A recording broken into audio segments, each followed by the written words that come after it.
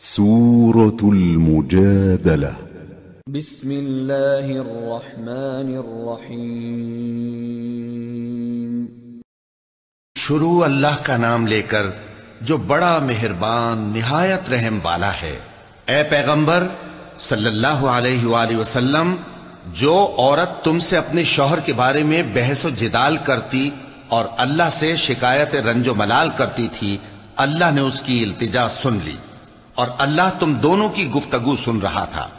کچھ شک نہیں کہ اللہ سنتا ہے، دیکھتا ہے۔ جو لوگ تم میں سے اپنی عورتوں کو ماں کہہ دیتے ہیں وہ ان کی مائیں نہیں ہو جاتی، ان کی مائیں تو وہی ہیں جن کے بطن سے وہ پیدا ہوئے۔ بے شک وہ نامعقول اور جھوٹی بات کہتے ہیں، اور اللہ بڑا معاف کرنے والا ہے، بخشنے والا ہے۔ اور جو لوگ اپنی بیویوں کو ماں کہہ بیٹھیں پھر اپنے قول سے رجوع کر لیں تو ان کو قربت سے پہلے ایک غلام آزاد کرنا ضرور ہے۔ مومنو، اس حکم سے تم کو نصیحت کی جاتی ہے اور جو کچھ تم کرتے ہو اللہ اس سے خبردار ہے۔ اب جس کو غلام نہ ملے وہ قربت سے پہلے لگاتار 2 مہینے کے روزے رکھے، پھر جس کو اس کا بھی مقدور نہ ہو اسے 60 محتاجوں کو کھانا کھلانا چاہیے۔ یہ حکم اس لیے ہے کہ تم اللہ اور اس کے رسول کے فرما بردار ہو جاؤ، اور یہ اللہ کی حدیں ہیں، اور نہ ماننے والوں کے لیے درد دینے والا عذاب ہے۔ جو لوگ اللہ اور اس کے رسول کی مخالفت کرتے ہیں وہ اسی طرح ذلیل کیے جائیں گے جس طرح ان سے پہلے لوگ ذلیل کیے گئے تھے، اور ہم نے صاف صاف آیتیں نازل کر دی ہیں، اور جو نہیں مانتے ان کو ذلت کا عذاب ہوگا۔ جس دن اللہ ان سب کو جلا اٹھائے گا تو جو کام وہ کرتے رہے ان کو جتائے گا۔ اللہ نے وہ سب کام لکھوا رکھے ہیں اور یہ ان کو بھول گئے ہیں، اور اللہ ہر چیز سے واقف ہے۔ کیا تم کو معلوم نہیں کہ جو کچھ آسمانوں میں ہے اور جو کچھ زمین میں ہے اللہ کو سب معلوم ہے؟ کسی جگہ 3 شخصوں کی سرگوشی ہوتی ہے تو اللہ ان میں چوتھا ہوتا ہے، اور جہاں 5 آدمیوں کی سرگوشی ہو تو وہ ان میں چھٹا ہوتا ہے، اور نہ اس سے کم یا زیادہ مگر وہ ان کے ساتھ ہوتا ہے، خواہ وہ کہیں ہوں۔ پھر جو کام یہ کرتے رہے ہیں قیامت کے دن اللہ سب ان کو بتائے گا۔ بے شک اللہ ہر چیز سے واقف ہے۔ اے پیغمبر صلی اللہ علیہ وآلہ وسلم، کیا تم نے ان لوگوں کو نہیں دیکھا جن کو سرگوشیاں کرنے سے منع کیا گیا تھا، پھر جس کام سے منع کیا گیا تھا وہی پھر کرنے لگے؟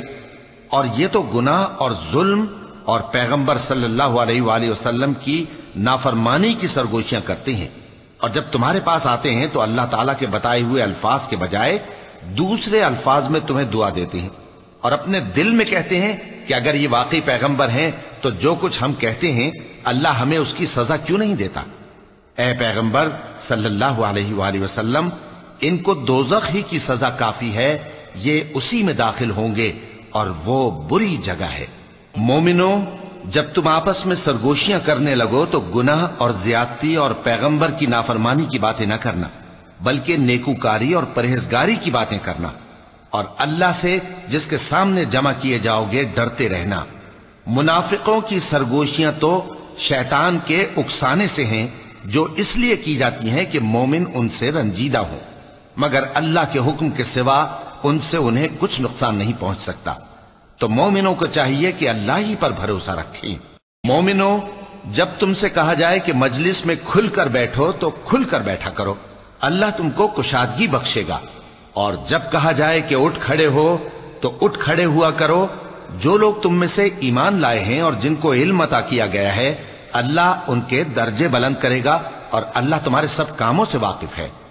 مومنوں، جب تم پیغمبر کے کان میں کوئی بات کہو تو بات کہنے سے پہلے مساکین کو کچھ خیرات کر دیا کرو، یہ تمہارے لیے بہت بہتر اور پاکیزگی کی بات ہے، اور اگر خیرات تم کو میسر نہ آئے تو اللہ بخشنے والا مہربان ہے۔ کیا تم اس سے کہ پیغمبر کے کان میں کوئی بات کہنے سے پہلے خیرات کرو ڈر گئے؟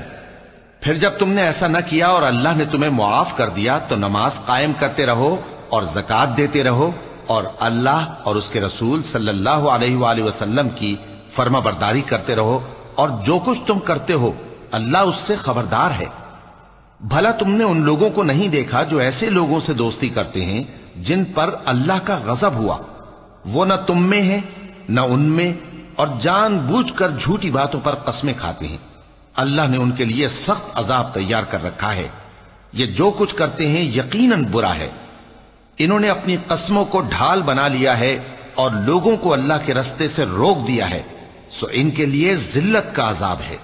اللہ کے عذاب کے سامنے نہ تو ان کا مال ہی کچھ کام آئے گا اور نہ اولاد ہی کچھ فائدہ دے گی. یہ لوگ اہل دوزخ ہیں، اس میں ہمیشہ جلتے رہیں گے. جس دن اللہ ان سب کو جلا اٹھائے گا تو جس طرح تمہارے سامنے قسمیں کھاتے ہیں اسی طرح اس کے سامنے بھی قسمیں کھائیں گے اور خیال کریں گے کہ ایسا کرنے سے کام چل جائے گا. سنو، یہی تو ہیں جھوٹے. شیطان نے ان کو قابو میں کر لیا ہے اور اللہ کی یاد ان کو بھلا دی ہے.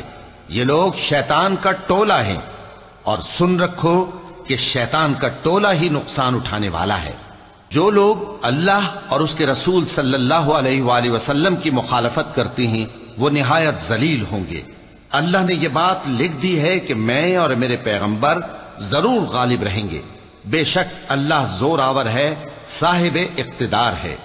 جو لوگ اللہ پر اور روز قیامت پر ایمان رکھتے ہیں تم ان کو اللہ اور اس کے رسول صلی اللہ علیہ وآلہ وسلم کے دشمنوں سے دوستی کرتے ہوئے نہ دیکھو گے، خواہ وہ ان کے باپ یا بیٹے یا بھائی یا خاندان ہی کے لوگ ہوں. یہ وہ لوگ ہیں جن کے دلوں میں اللہ نے ایمان کو نقش کر دیا ہے اور اپنے فیض سے ان کی مدد کی ہے، اور وہ ان کو بہشتوں میں جن کے نیچے نہریں بہ رہی ہیں داخل کرے گا، جن میں وہ ہمیشہ رہیں گے. اللہ ان سے خوش اور وہ اللہ سے خوش. یہی لوگ اللہ کی جماعت والے ہیں. سن رکھو کہ اللہ کی جماعت والے ہی کامیاب ہوں گے. صدق اللہ العظیم.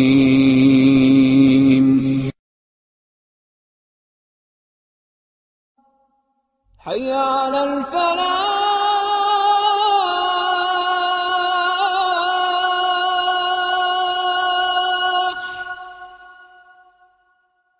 حی علی الفلاح.